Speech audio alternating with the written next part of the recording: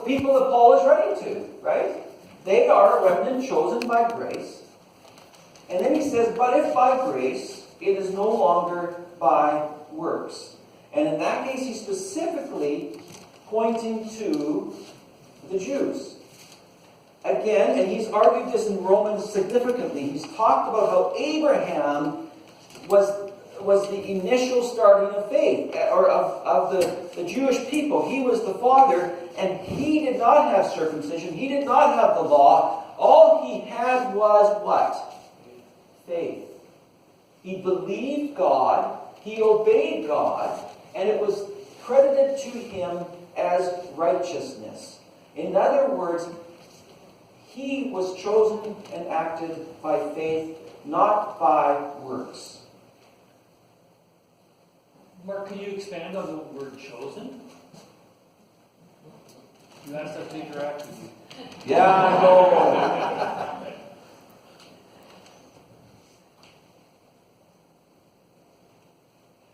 I need to get through it completely. Let me get through it, okay? Because we're talking about... You can refuse anyway. Okay, I'll give you this one thing. I'll give you a big picture to help you with that.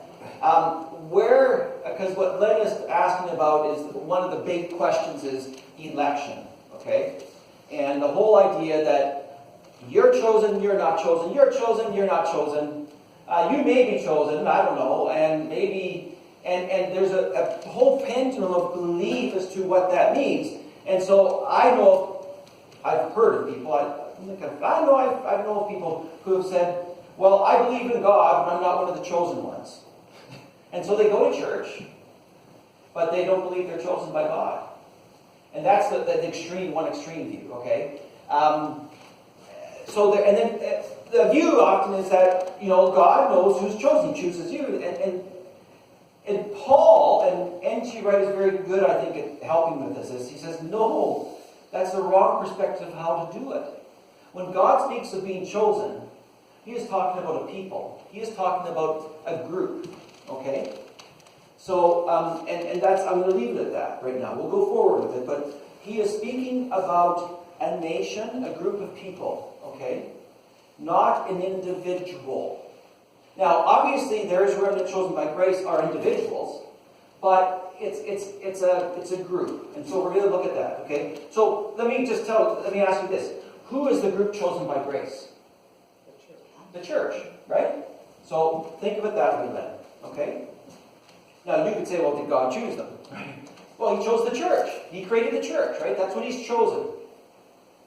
But God so loved the world that anyone who believes will not perish, right? So, and this is really important to understand that. So, but if by grace it is no longer by works, first, since grace would no longer be grace. I think that's pretty straightforward. So what then? He says, Israel failed to obtain what it was seeking. Okay? What was Israel seeking? What was it seeking? Righteousness? I would say exile. Getting out of exile, right? They were hoping, if you'd asked an Israelite, what are you hoping for above anything else? It's to be free from exile, right? And they failed to obtain what it was seeking. But the elect obtained it. Now remember, for an Israelite, if you'd ask them what's it mean to be free from exile, it means to get rid of those Romans, to have the Messiah come and lead us and destroy the Romans and reestablish the kingdom of Israel with the new King David on the throne, and it's for eternity, right? And we would be dominating over all the nations. But, he says, but the elect obtained it. That's right. Israel failed to obtain what it was seeking, but the elect obtained it, and the rest were hardened.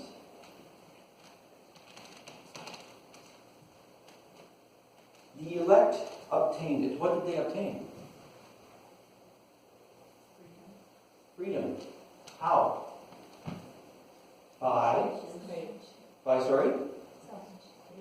salvation?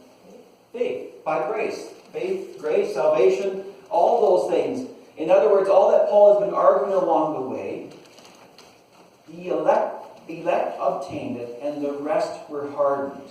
Why were the rest hardened? Why were they stubborn? What were they hoping for? They wanted to be controlled. They wanted control, yeah. Physical. They wanted a physical kingdom, right?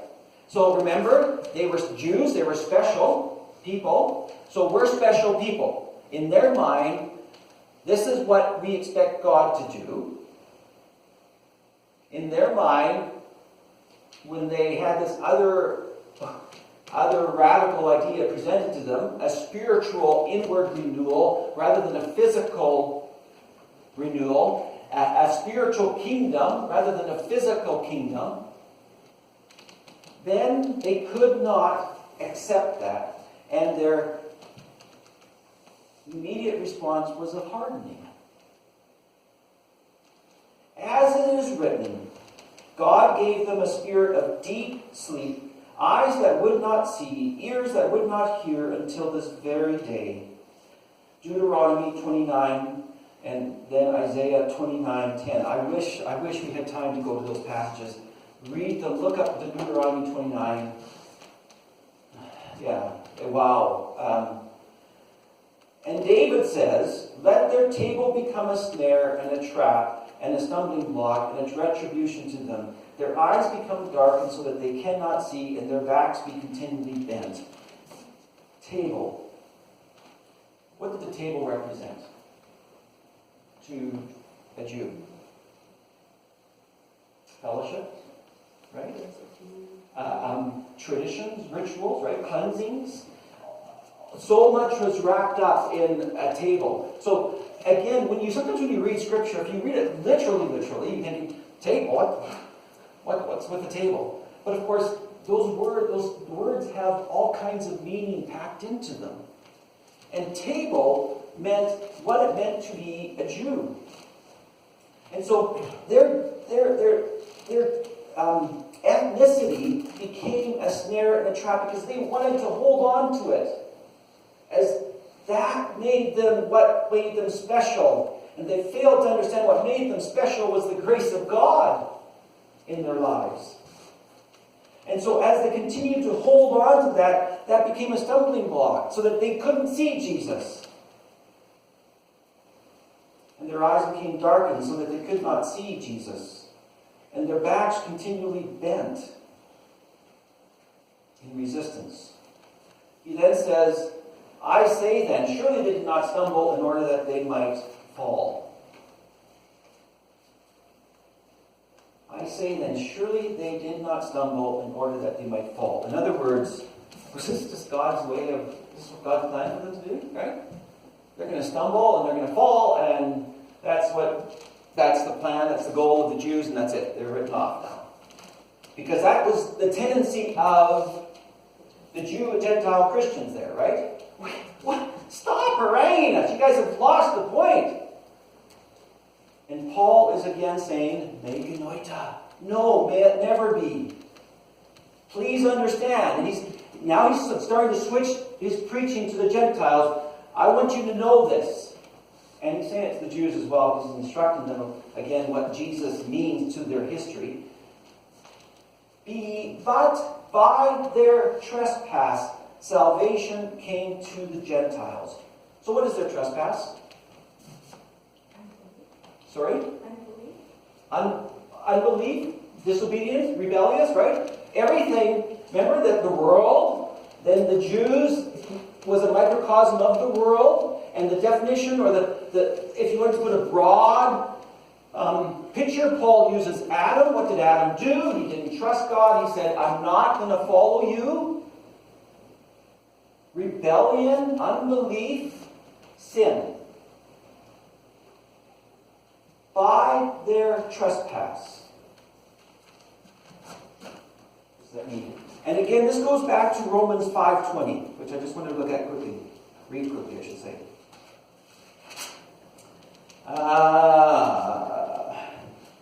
The law was brought in so that what? The trespass may increase. But where sin increased, grace increased all the more.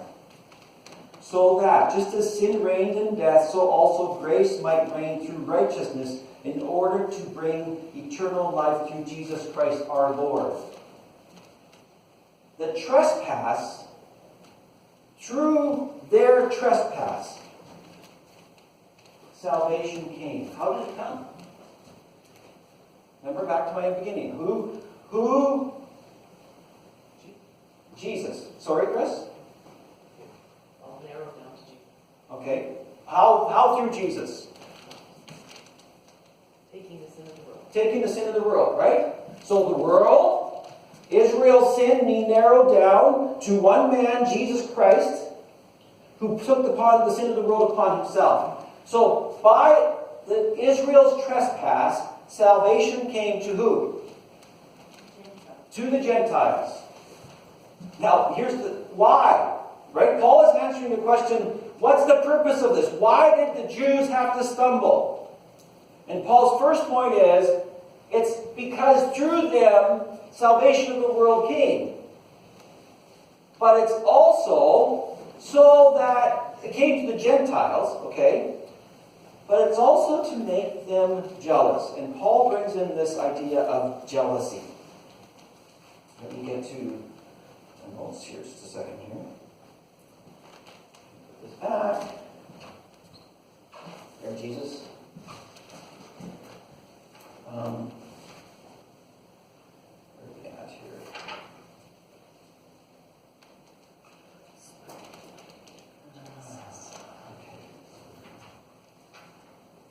The idea of jealousy comes from Deuteronomy 32. And this is where I really wish you could go there and read that. It's just an amazing text. It speaks about how God became jealous of his people because they kept going to other gods.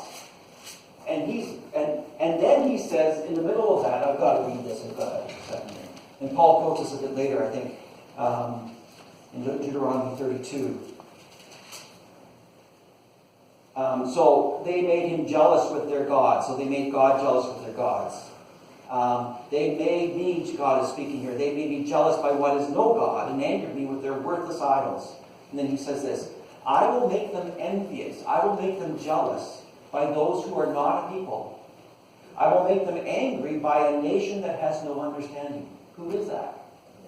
The Gentiles. What an incredible, hundreds of years before, God speaks and he says, I'm going to create a situation whereby my people, who should know me, are going to be jealous because those who are not a people are going to know me.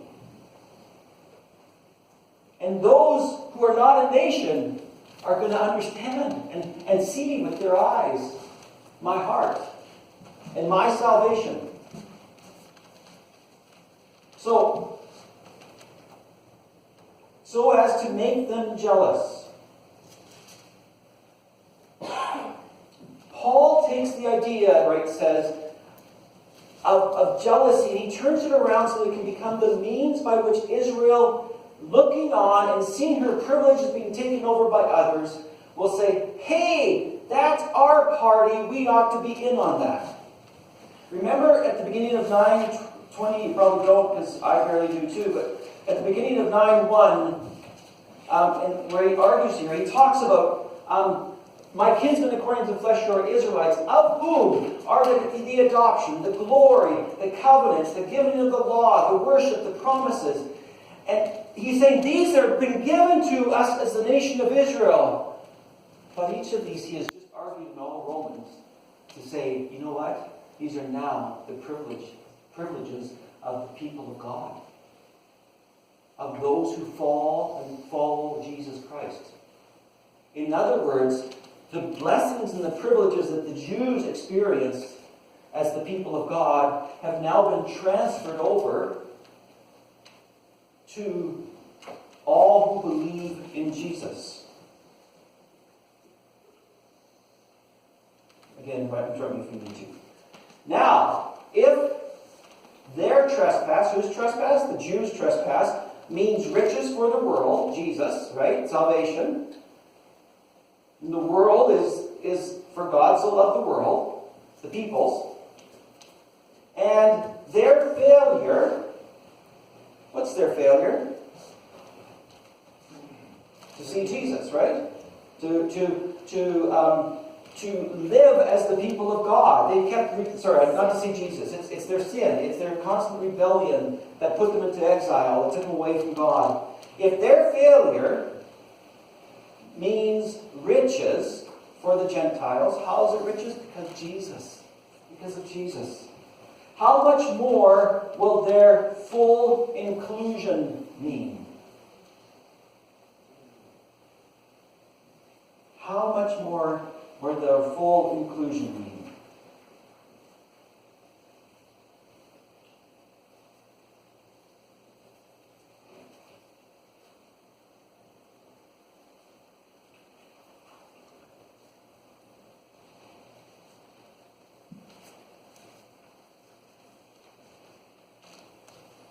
Now I'm speaking to the Gentiles, Paul writes. Now, the audience in Rome was mostly Gentile proselytes, Gentile believers. And now that the Gentile believers dominated the church, remember, the Jews were kicked out of Rome. And as the Jews were kicked out of Rome for a number of years, the Gentile church flourished and grew such that they were larger. And when Claudius, I believe, died and the Jews came back, were allowed to come back into Rome, by this time the Gentile church was the dominant church. And there was a real danger of the Gentiles pushing the Jews out completely. And Paul had a message for this dominant and potentially proud and arrogant congregation. Remember that the Jews became proud and arrogant, right? Because they were the special people of God. Well, there's no reason why the Gentile Christians couldn't say the same thing. We are the special. We have Jesus only. And so Paul is wanting to caution them. He's wanting to warn them. Inasmuch as I am an apostle to the Gentiles, okay, that's his calling. That's who God called him to, is to the Gentiles. But by the way, who did Paul always go to first? Yeah, every time he went to a city, even though his main calling was to the Gentiles, he always went to the synagogue first and proclaimed Jesus to them first, giving them a chance to believe. Inasmuch as I am an apostle to the Gentiles, I glorify my ministry, if somehow that I may provoke to jealousy those of my flesh.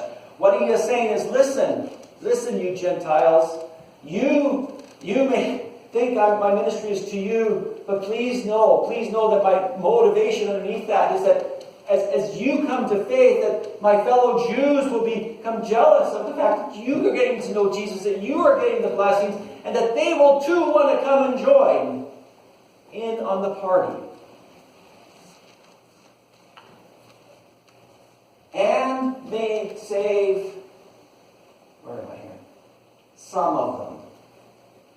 That's an important phrase, by the way. Paul never has a clear understanding that all the Jews will be saved. And in 1 Corinthians 9, he reiterates some of that too, is that I become all things to all people in order that some of them may be saved. He doesn't have this idea that the whole lot, as later on it's going to seem like he does, are saved. He understands that there are still personal decisions being made. That each individual makes a decision. Verse 15, for if the casting away of them brings the reconciliation of the world. Now, remember again, this is that microcosm, right? Who was cast away? In the story, sorry? Well, but narrow it down first. It's going to be the Jews, but it's Jesus. It's Jesus, actually. Remember? Oh, right? So, no, Karen, that's fine. You're doing fantastic, and thank you for being willing to speak up, even though you haven't been here. Jesus is the one who was cast away. On the cross, he was cast away. And through that, he brought the reconciliation of the world. Okay? What will their acceptance be, if not life from the dead? And who is life from the dead? Jesus. Okay? So, before we go into this actual text, please understand that's the story behind the story, right? Jesus was cast away. He brought the reconciliation of the world, and God raised him from the dead. Okay? Now, you're right. If the casting away of the Jews brings the reconciliation of the world, why were they cast away? Because they were. In the sense of that Jesus bore their sin, right? It was pinpointed down to him, but they were part of that. And through their being cast away, through them, through Jesus, the reconciliation of the world happened. And then Paul says, what will their acceptance be? In other words, if they accept Jesus, if they come, will it not be life from the dead? Will it not be resurrection? Return from exile. Which, by the way, and if you look at the exilic passages, the prophets who spoke of being in exile and what it means, one of the main things is about resurrection. One of the main pictures is when we are delivered from exile, when we are free people, it will be a resurrection. And lo and behold, who gets resurrected? Jesus. Okay? Now, if part of the dough offered as first fruits is holy, then the whole batch is holy.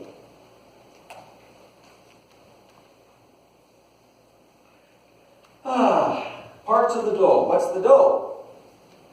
What's the first fruits? People debate this. There's the patriarchs, right? Because Paul's talked about the first people, right?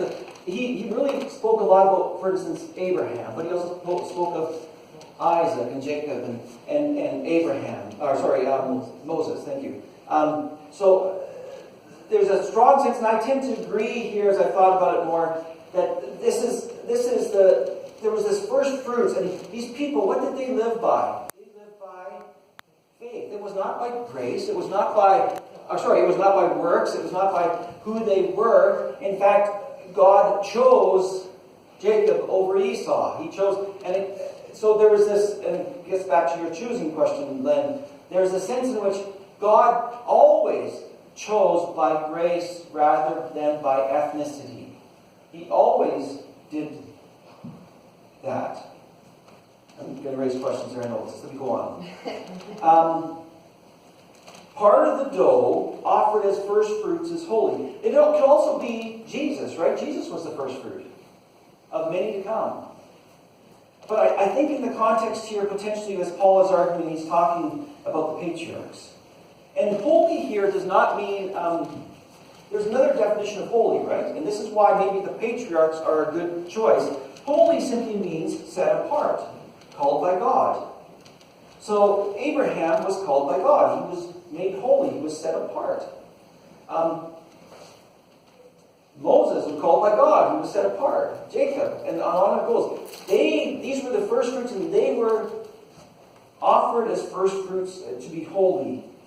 And then he says, then the whole batch is holy. In other words, the whole people of God. And if you take this in terms of Jesus, the part of the dough offered as first fruits is holy. Well, Jesus is holy. He is called by God, and he is holy. And because of Jesus, we are then made holy. The whole batch is made holy who believe. But, Paul says, and this is where he gets into some nitty-gritty stuff, if some of the branches were broken off. First off, what are the branches? Any guesses? Where are the branches here? Jews. The Jews. Correct. So, and by the way, in case you want to know, when I see, where am I here? So, right here, there, okay. This side here are Jews, okay? This is not totally following it through, but these are Gentiles, okay? So just so you know, if that helps you think it through. And in the middle is God and his salvation and what he's doing. That's sort of how I tried to gather this together. But if some of the branches were broken off, why were they broken off? Sorry?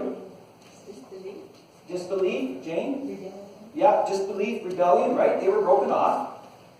Okay, so that's what happened to Israel. Some of the branches were broken off from the what's the core thing called, guys? Trunk, thank you. And you, a wild olive source. Who's who? Who's you in this text?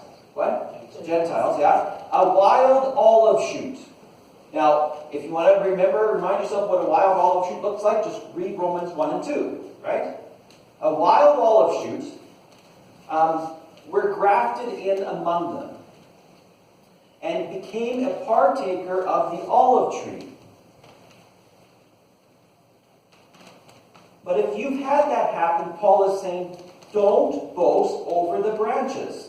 Don't think that you're special, because you're not. Not in and of yourselves. In the manner that he's talking here, it's not because of who you are, what you've done. Just as it wasn't that with the Jews, it's not with you either. But he says, listen, if you want to boast, here's something good to boast about. That you do not bear the root bears you. What a great, great promise to hold on to. I don't have to do this on my own. So much of the world is about, I'm doing this on my own. I can do this. I can be tough and blah, blah, blah. And the fact is, Karen, you know, you don't have to do it on your own. Jesus, the root bears you. That's where we boast. That's where Earl boasted, by the way. Romans was his favorite book. Was it? There you go.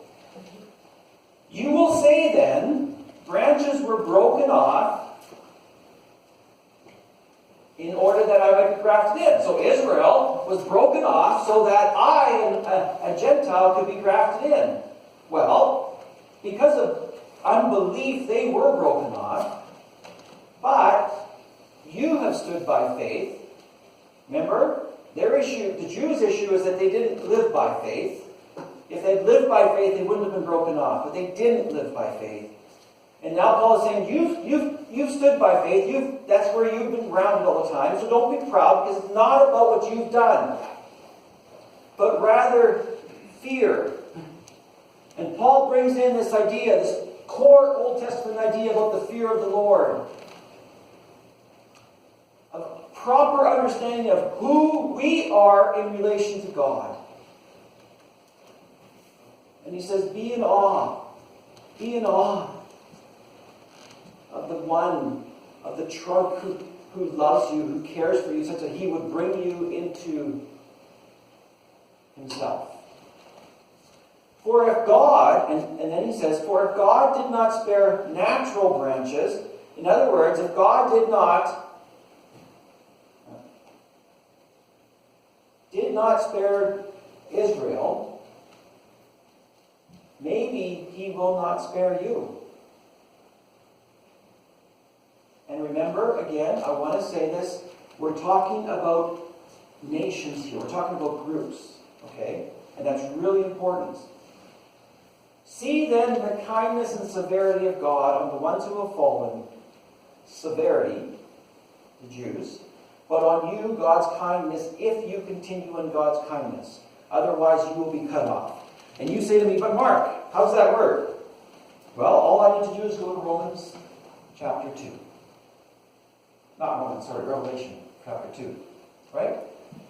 The letter to the 7 churches. And what does John or God say through John at one point in time to one of them? I think it's Laodicea.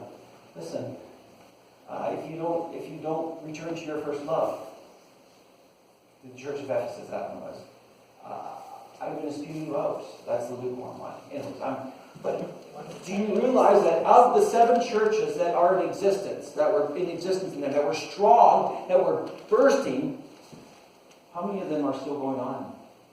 How many of them are still around? 1. In other words, Paul's warning here became a reality. these churches failed to live out the calling of God upon their lives. And as a result, the church is no more. But on you, God's kindness, if you continue on God's kindness, otherwise you will be cut off. And those also, wait, just a second. Let's go. There we go. And those also, if they do not continue in unbelief, will be grafted in, for God is able to engraft them again. And by the way, I love this picture because I don't know much about grafting and vines and branches and all that stuff. But I am told that Paul was really doing a bad job. He was a bad horticulturist. Okay? He didn't know what he was talking about at all. And yet I think he knew exactly what he was talking about. And as I read that and I thought about it, I thought again of what the text we read last week, we read to several times, my ways aren't your ways, right? Hey, we want to say to God, okay, by science, this is what happens. You take a wild olive tree and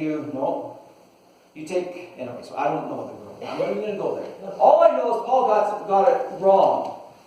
But in God's economy, Paul got it right. Because he doesn't do things the way we think they should be done. He does them as an act of mercy and grace.